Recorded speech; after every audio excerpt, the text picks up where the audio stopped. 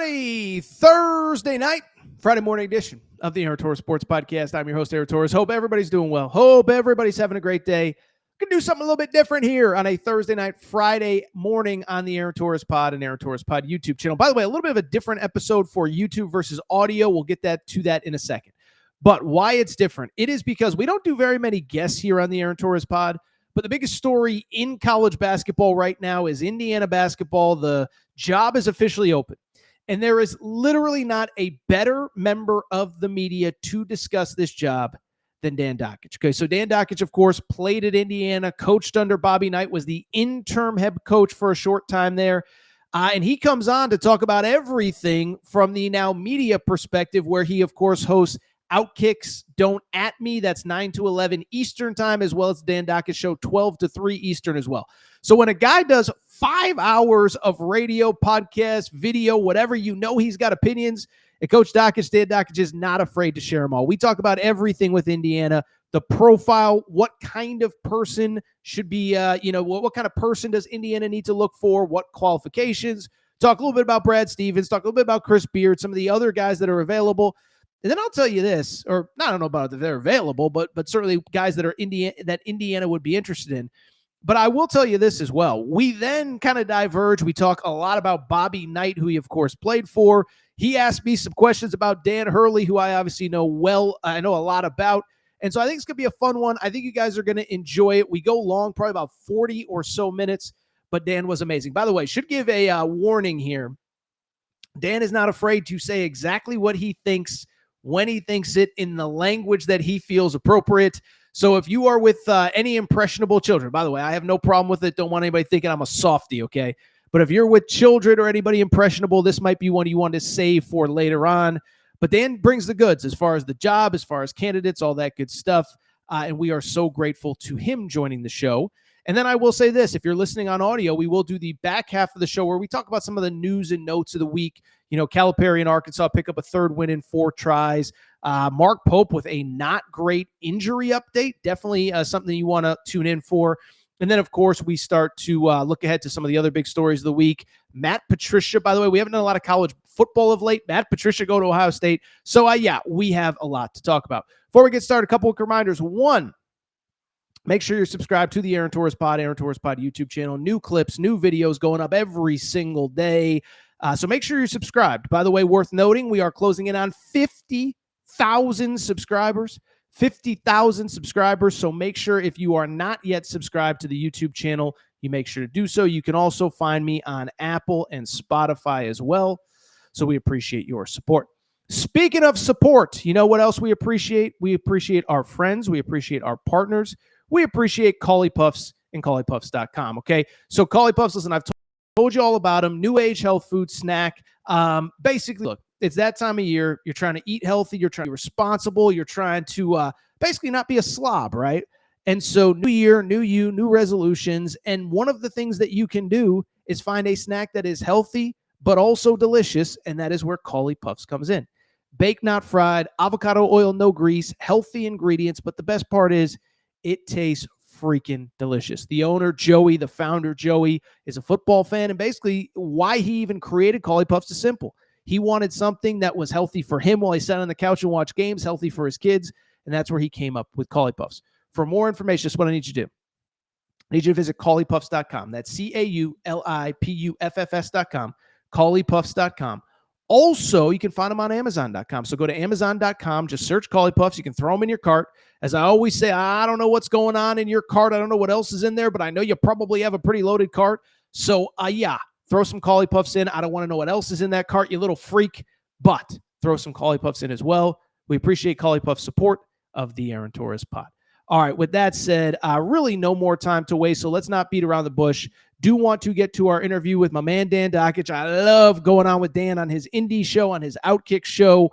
Now he returns the favor. Fun conversation, fun interview, and we take it from there. By the way, one quick thing, Indiana fans, make sure you're following our Torres on IU account, Torres on IU, for all sorts of late-breaking news on Indiana, everything going on with this coaching search.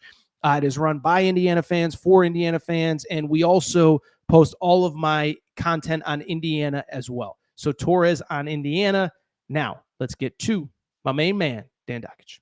All right, joining me via Zoom, good buddy of mine. Dan Dakich. I don't have very many buddies in the media. I don't know if you consider me a buddy or not, but I kind of say what I think, and I get in trouble for it sometimes. And I can honestly say you're one of the few people that one can tolerate me, but two probably is even a little bit more outspoken than me. But Dan Dakich, you can hear him on Don't At Me, 9 to 11 Eastern time on the Outkick Network, and then the Dan Dakich Show in Indianapolis, 12 to 3. What's up, my man? How you doing? Appreciate you having me on. Yeah, it should be a lot of fun. All right, let's talk. So, listen, you're obviously a great person to talk to about this Indiana coaching job. Wanted to chat with you.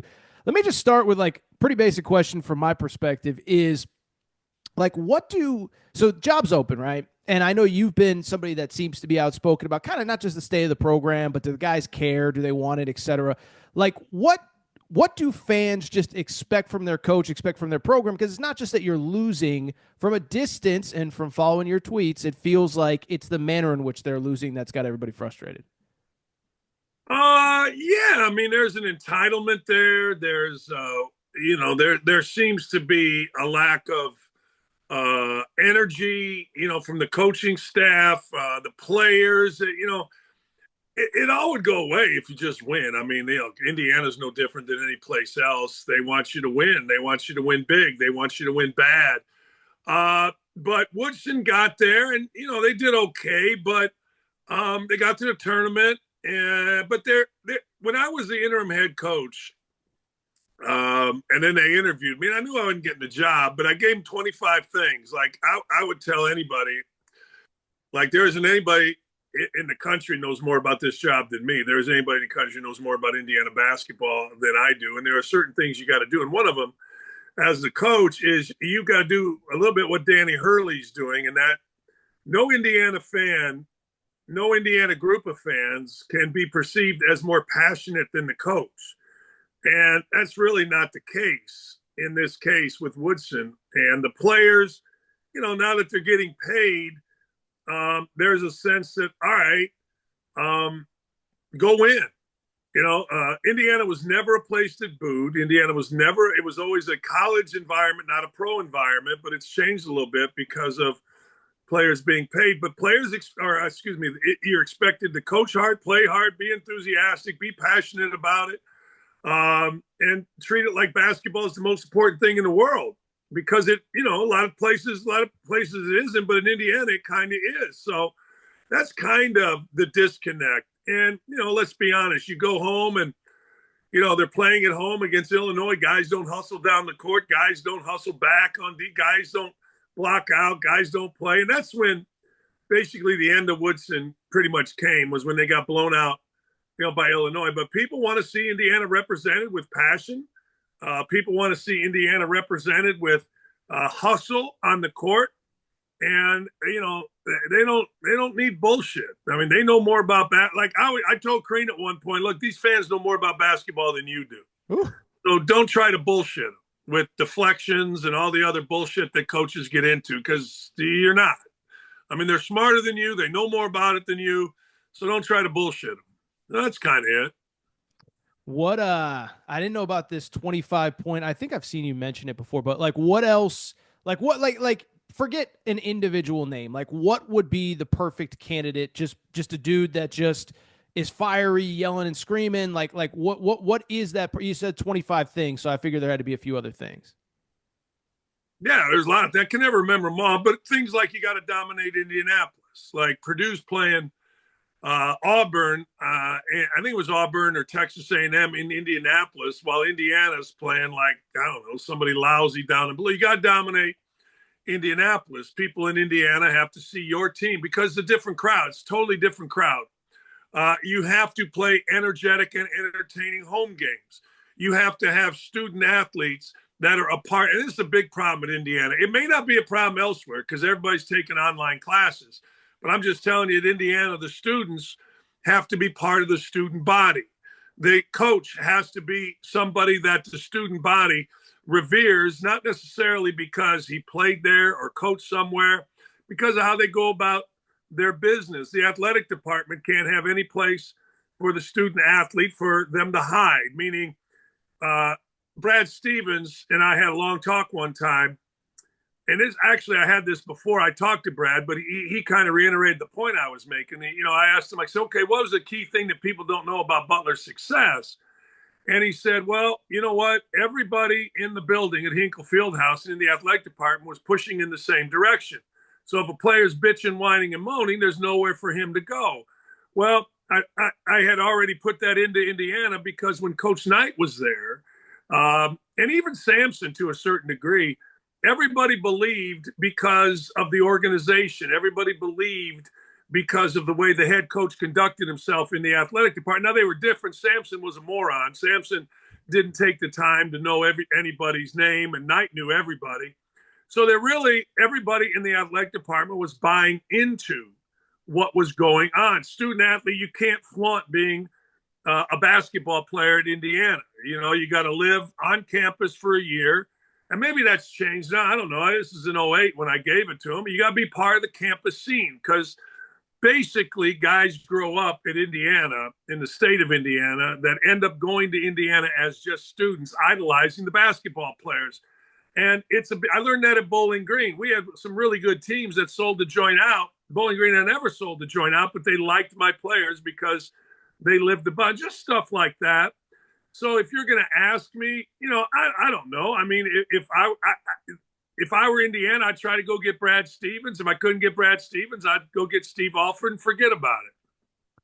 Well, I was going to ask you about Brad Stevens. I mean, first of all, I got a guy in my comment section that's adamant that, one, Brad Stevens wants to coach again. Two, that on top of that he has weekly conversations with Scott Dolson. I mean, I don't know what you want to comment on, what you don't. But I don't care enough to know. So you can anything. Dolson's a friend of mine. He was a manager. I helped bring him there when I was a player, actually, as a senior when he came with Delray Brooks. I got no idea, and I'm probably the worst guy because I do not care. An Indiana guy. I've been there since in 1981. I've heard all the bullshit from all the different coaches that have come in, and all the guys that know the guy that know the guy, and blah blah blah. Of course. Blah. So I could give two shits who they hire. I just hope it's not somebody that I got to listen to. Like when Indiana, you become Socrates, and we're all supposed to listen to your bullshit. Like Buzz Williams. Buzz Williams is telling kid reporters how they're supposed to live. Buzz Williams doesn't even know how to conduct his own fucking life. So to sit there and listen to a coach come in, I just want somebody like Brad or Steve that's going to come in here, do the job, relate to everybody, and let's go. We don't need Socrates. I've said forever. And when they hired Mike Woodson, the one thing I told Scott Dolson when he called me was, look, Woodson, I don't know him. He's never around Indiana basketball. He didn't know I played at Indiana. He didn't know Dane Fife played at Indiana. I played against Mike Woodson in 1991 in the summer, 92 in the summer, and that's the last time I ever saw Mike Woodson around Indiana. But I did say he should be the most prepared guy to be the coach at Indiana. I mean, damn, he's coached every situation. He's coached egos in the NBA. He's coached in New York, the biggest media. He's had to recruit because that's what free agency is. He's had to deal with parents and agents. But I did say this. I said, how about one time in our existence, we just hire a normal dude. And like about 2 months into Woodson's reign, he's like, well, if you want to go get Mike Woodson, then you got to come see Mike Woodson. And I'm like, just shut up. I mean, and so I'm like, all right, this clown, he thinks of himself like all the other Indiana coaches do. Sampson thought he was, a combination of John Wooden and Father Flanagan. I just hire a good dude that gets in here, recruits his ass off, has student athletes, knows how to win games. And you know what? I don't want to hear your thoughts like Buzz Williams to a student reporter about how they're supposed to live. You're a freaking basketball coach. That's the one thing I've learned about being out of coaching. You're a basketball coach. Sure. You do shit else. But there's nothing else these guys can do now that I've been around and met them. So shut up, coach basketball, win some games, treat people well, and let's go. Let me ask you, do you think, obviously, you played for and the head coach for a long time was literally one of the greatest to ever do it. Do you think there's some sort of like imposter syndrome of I have to sound smart because, No, I'm living? No. Okay, go ahead. I just think guys get in here, and it's such a big deal to be the Indiana coach. It's like when I was at ESPN. ESPN, and you see it now. A dude gets on TV for a little bit, and all of a sudden, you got to listen to their bullshit, like Ryan Clark or Nina Kimes. I mean, these are people that it's the same thing in Indiana. When I was the coach there for like 3 weeks or whatever it was, I had all these dumbass, I call them penny millionaires, trying to hang around. So I'd say something stupid just to watch them laugh. Like, and I go, is that really funny? I mean, there's just so again, I'm jaded. I was there 17 years. I don't give a damn. I heard how Archie Miller, according to Greg Doyle, was a home run hire. I heard how Sampson was never going to do it again. Then a month after I'm working for Sampson, my partner, Jeff Meyer, closes the door and says, you know what's going on here, right? And I go, no. He goes, we're under investigation. I go, what, for the Oklahoma stuff? He goes, no. McCollum and that dumbass Senderoff and Sampson were doing the same thing here. I go, you're kidding me. So the level of, and Archie Miller was the worst hire. Everybody wins at Dayton. He had no personality. Woodson, I thought, hey, let's go. And then he's talking about if you want Mike Woodson, you got him. I'm telling you, just hire a good dude that knows what he's doing, that can win games and be a human being, and let's go. So then let me ask you this, because, you said you don't care one way or the other who they hire and Brad Stevens, but you mentioned two things. One, Brad Stevens seems like a normal guy, but then the counter to that is, you said you need a guy with a fire in his belly, a little Dan Hurley-ish. So do you think Brad Stevens, given kind of the laid back personality, would be the right guy? Yeah, I don't know if I've never used the term fire in his belly. That's what you said. Dan Hurley. I never said the word fire in his belly ever. I said doing what Dan Hurley's doing, which is win like crazy. I don't care whether you got a fire in your belly. Brad Stevens has won. He's gone to national champion. Hell yeah. I mean, you don't need to be a raving lunatic. I mean, Lute Olson never swore. And if you talk to Lute Olson's players, they're like, hey, man, that dude would set you straight just by looking at you. So, no, you don't need a certain time. Just get a guy in here that's going to, Stevens has won. He's won wherever he's been. He's been at Indiana. If he wants a job, give it to him and let's go. What about, I saw February 7th, which would have been the day that Woodson officially retired. He put out a tweet that just said Chris Beard. I don't know if you want to get too deep in the weeds here, but what was that tweet about? I just felt like doing it. Felt like doing it. Sometimes you got to amuse yourself, man. And I'm sitting there, and I think Chris Beard would be great. I think Chris Beard would be terrific. I think Chris Beard is somebody that respects Coach Knight, I guess, if that matters. I think he's somebody that has won, gone to national championships, seems to win wherever he goes. I just put stuff out. I got people that work for me. I that put things out. I just put shit out because sometimes I get bored. Like when I would travel somewhere, I would send the most vulgar messages to my closest friends just to get me through 2 hours of them texting me back while I was driving. So, there's an old saying, sometimes you got to amuse yourself. And, I tell you, I do like a lot.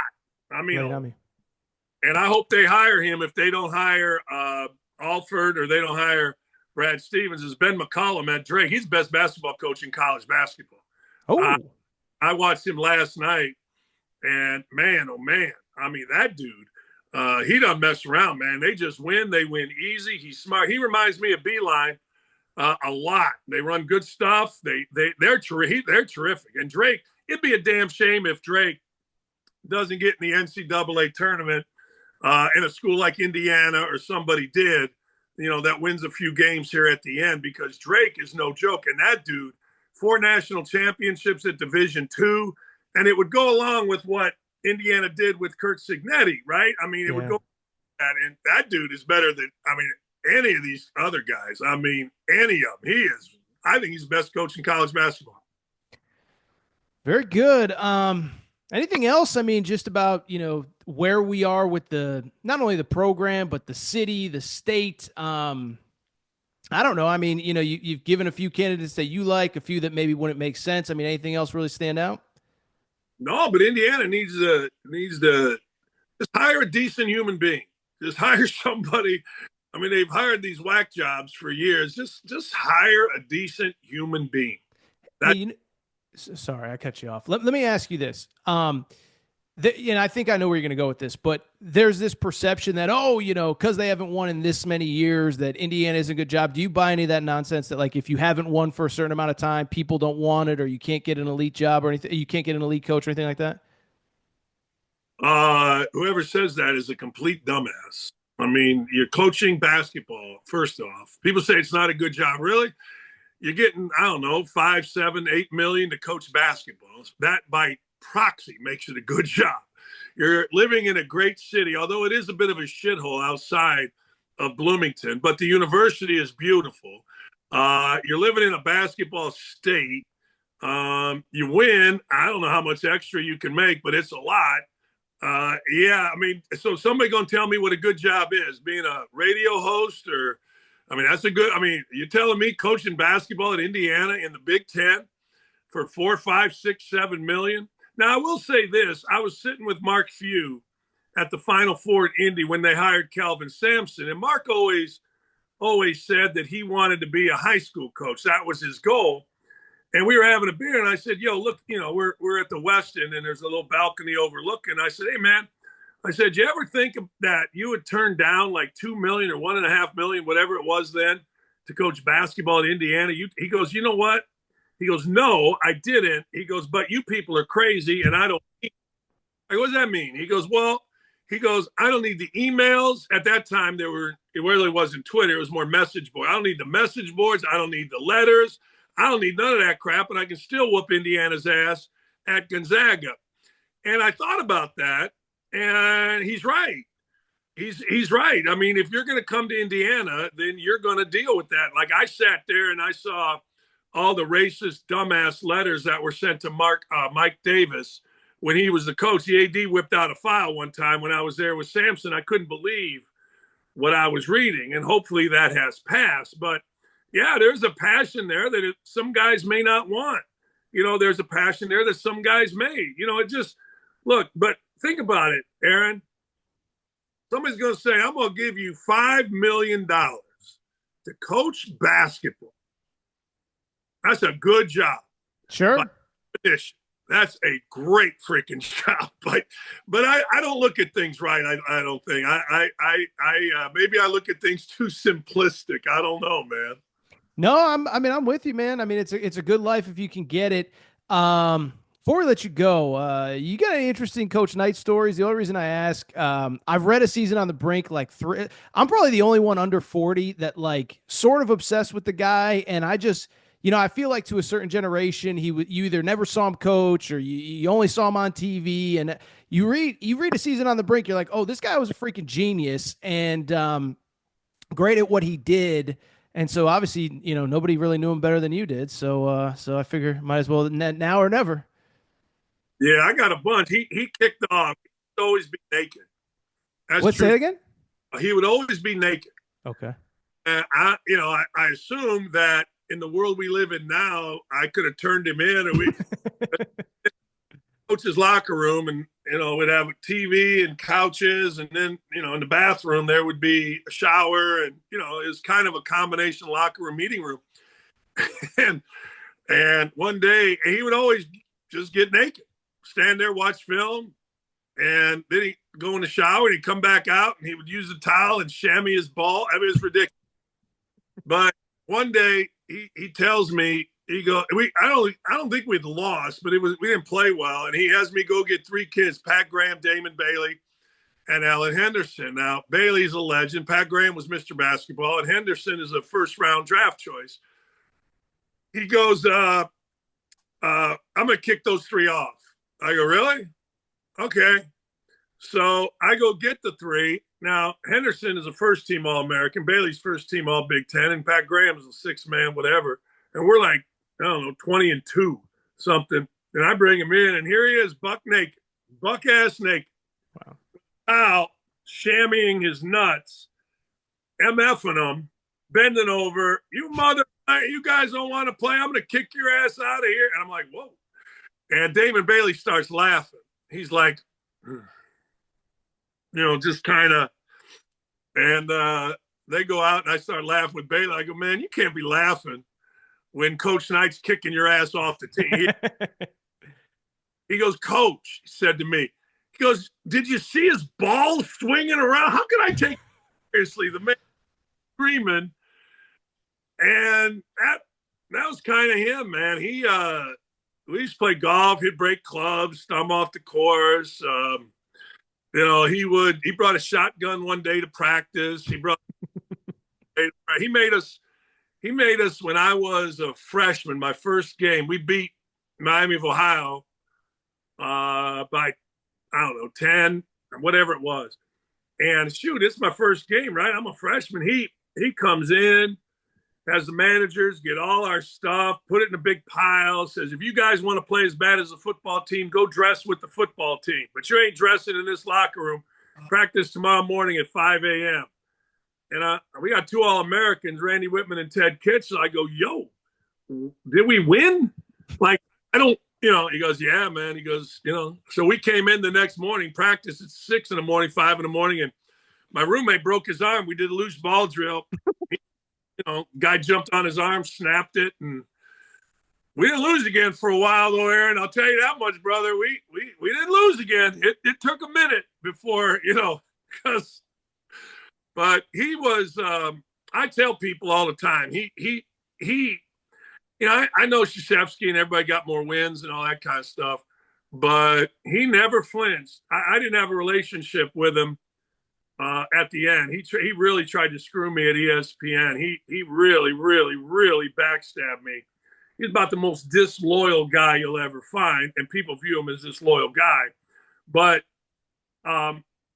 when he died, it kind of hit me that, people hated us, liked him, loved him, hated him. He's too mean, too nice. But it was a little like the mafia, Aaron. It is kind of our thing. Like us, great. It's our thing. You don't like us, great. That's our thing. He's too mean, great. That's how I look at Danny Hurley talking about yes. You like him, great. You don't like him, great. You want to MF him at Creighton or wherever it was, great. But to the people, including you and people that went there and understand the fun that you have when your team is really good, it's your thing. It's UConn's thing. And, some writer doesn't like you, or some media guy doesn't like you. All right, great. I don't blame you. But that was always kind of, Aaron, how we kind of looked at it, right or wrong. It's kind of sick. I remember when Neil Reed got grabbed, I didn't see it. I was on the other end of the court, but, oh boy, but I had, but I had heard, I kind of saw the end. I said, Coach, what the are you doing? Like, so I went in the locker room, and this is sick, right? Nobody was even upset. Neil, he was like, all right. So I went back, and Coach's like, well, I go, Coach, I don't know what the hell you did, but ain't nobody mad. And then I found out what he did, and I'm like, you dumbass, what? But that's weird, man. Really weird. Well, no, it's funny. The reason I asked that first question about what do Indiana fans expect, because I think about UConn, I think is the perfect example of like, dude, I went to UConn. I grew up on Calhoun. It's like, you just got to be a tough SOB. Like, it doesn't matter if you, like some schools, you got to win and win pretty and win this. It's like UConn, fans don't care if you win 52-50. If you get in a rock fight and you find a way to win and you throw an elbow and a guy has a bloody eye by the end of the game, like that's what they want. It's why I still say like, why Hurley is perfect for that job. The fans love him. The fans don't give a, excuse my language, they don't give a shit about what anybody else thinks. And it's just like, so what were you saying? I'm sorry. No, you're right. And that's why I say, you can do that in a lot of ways. And one of the things you got to be as a coach is who you are. That's why Danny, because Danny is exactly who he is. So, you asked me about earlier, somebody coming in with a fire. that'd be great. Like if they said, hey, we're going to hire Danny Hurley, I'd be, oh, God, yeah, let's go, right? I mean, or if you're going to hire Brad Stevens, Brad is the same kind of guy without being demonstrative, like Sure. accountable. So, no, you're absolutely right. Indiana fans are the exact same way. They are the exact same way. You will not hear from an Indiana fan, Aaron, you will not hear, well, what style of play do they play? You're not going to hear that. You'll hear that in some places, right? Hey, what's their style of play? You're not going to hear that from real Indiana fans because they don't give a shit. They don't give it. No. Be a human being, win big, be the guy that everybody points to as the leader. You know, I used it Knight being more passionate. Okay, well, Brad Stevens may be that kind of passion without being that demonstrative. Woodson makes everybody crazy because he's got this Armand Hill guy at the end of the bench who's half asleep. Woodson's half asleep. Their staff doesn't know their ass from third base, so they're yelling and screaming. They're not doing anything. And people are like, wait a second. It feels like I care more than Indiana does. I'll guarantee you this, Aaron. There isn't one UConn fan that thinks they're more passionate about UConn basketball than Danny Hurley is about UConn basketball. I guarantee you that, right? No, and I'll say this. Hope Coach Hurley doesn't hear this. I think that's part of the issue. It's not only that they're, listen, the team's fine. You watch some of the games, you're like, I wish the dudes on the court cared as much as the dude on the sideline. And it's like, again, as a UConn, like I said, as a UConn fan, I don't, we lose to St. John's because Patino's a freaking legend. Okay, that's fine. But you can't be soft when you step out. You can't be afraid of the moment. And, that's kind of part of the problem they're having this year. Well, here's the deal. And I learned this when I was being recruited.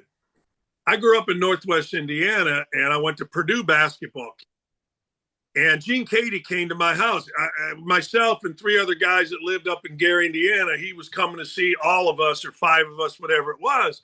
And he came to my house, and I really liked him, really liked him. And I liked Purdue, and, it was closer to my house. And Indiana was this mythical school that was undefeated and, But I was going to go to Indiana when Coach Knight offered me a scholarship. But my brother, who was going to college in not southern Indiana, but south of where we lived at Wabash College, he goes, yo, you're going to Indiana.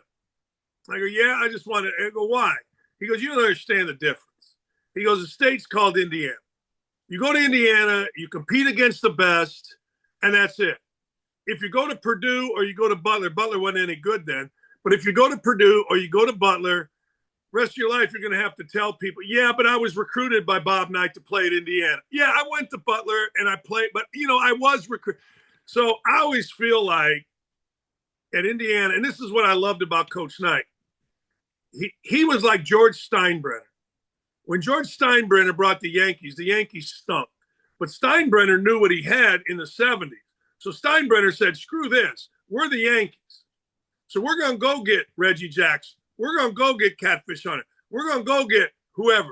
And we're going to win, and we're going to win big because, damn it, we're the Yankees. And that's what Knight did with Indiana basketball. He said, we're Indiana, best basketball state in the world. That was what whether it's true or not, who knows, right? But that's what we said. We're going to win. We're going to win big, and we're going to hold everybody in the program, from managers to academic people, everybody, to a really high standard. And to keep a high standard, that's a bitch. Like, that is hard. That's every day being tested and never failing the test, right? I'll tell you, you got time for a story? Oh, I'm chilling. I got all day.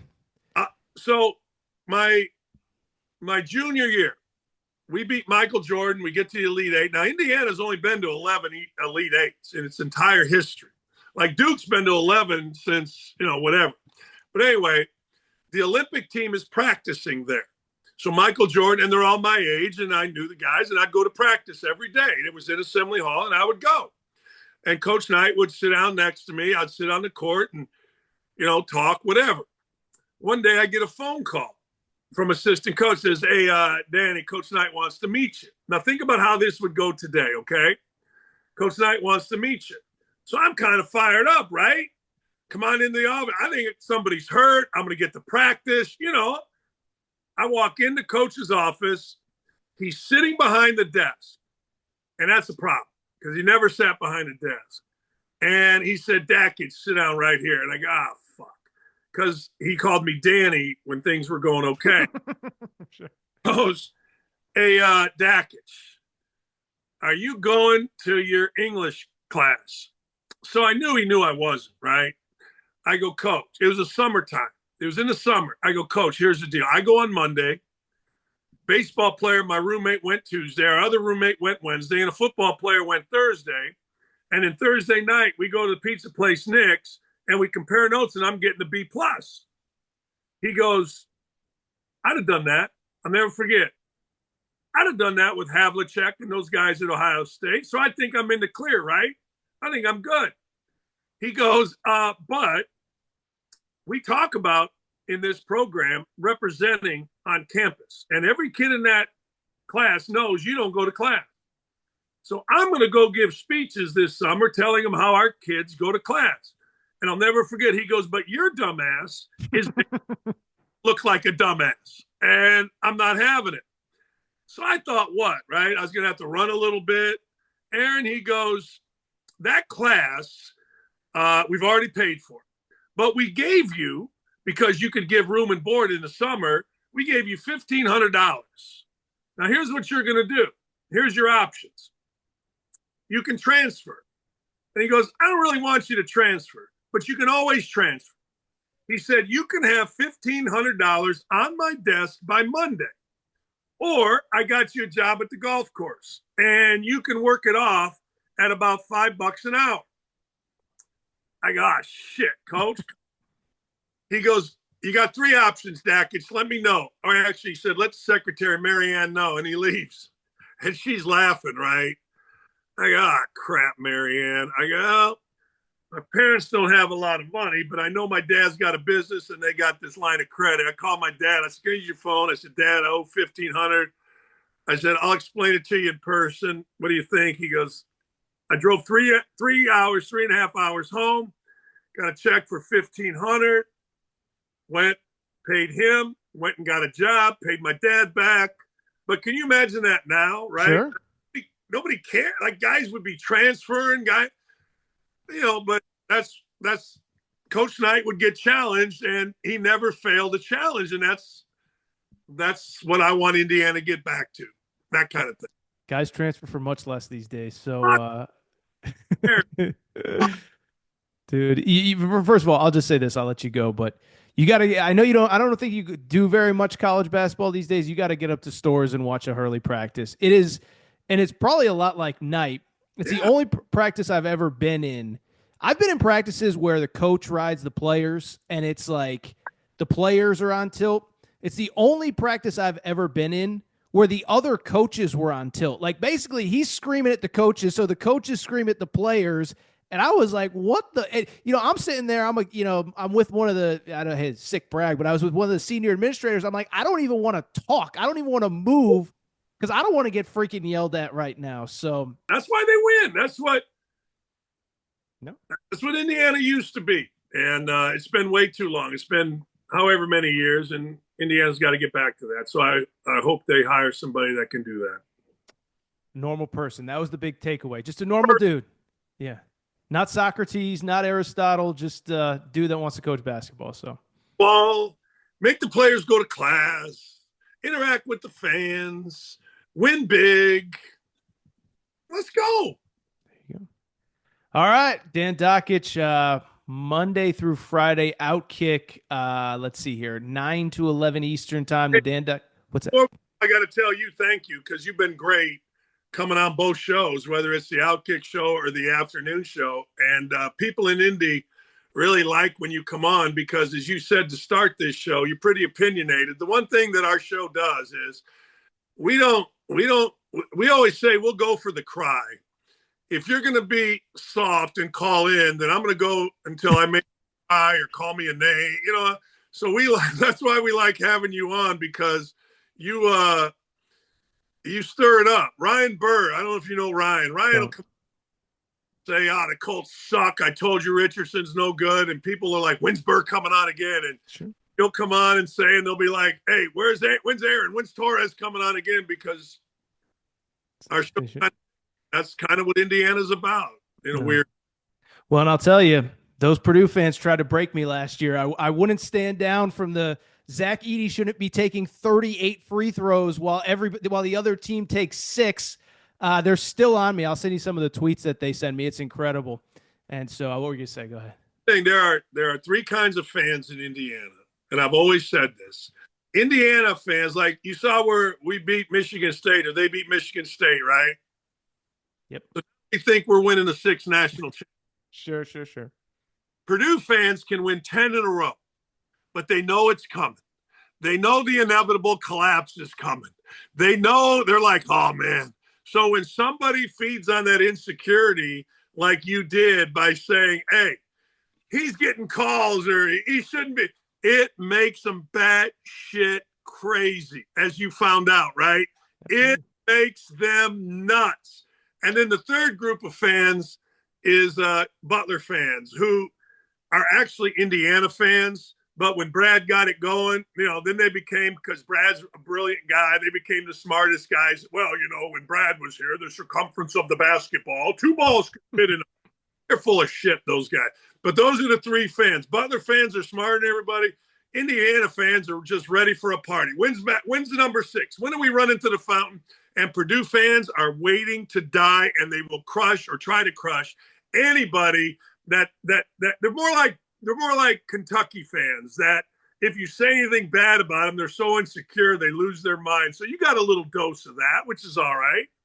Yeah, my last thought was, it was pretty sweet being at the Final Four last year, knowing that UConn, again, was good. Excuse my language, was going to kick the shit out of them. I remember I was at the semifinals and watching the 2 teams. I was like, Purdue's good. They played NC State. Then you watch UConn, Alabama, and the size, the speed, the athleticism. Obviously, Purdue was big, but the speed and athleticism. I remember I went to the UConn. It was like an NIL fundraiser after party thing, and that was the championship celebration to me. I was like, those guys got no freaking shot. I think I said they were going to win by 15 and they won by 14, or I said they were going to win by 14 and they won by 15. And I remember I said it on like Saturday night, and Purdue fan, oh, you're just trying to stir the pot. I'm like, you guys have no chance. No chance.